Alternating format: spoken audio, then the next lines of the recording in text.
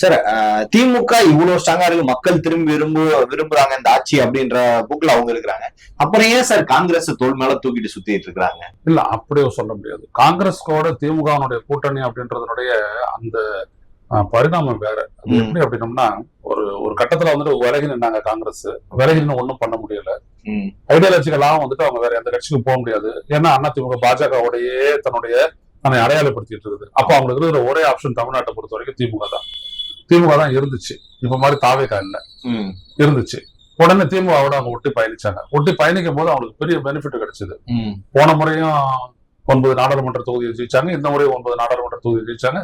சட்டப்பேரவையில பாத்தீங்கன்னா 18 சட்டப்பேரவை உறுப்பினர்கள் இருக்காங்க. இது வந்துட்டு காங்கிரஸுடைய பலத்துக்கு, தமிழ்நாட்டில் இருக்கக்கூடிய பலத்துக்கு ரொம்ப அதிகம்.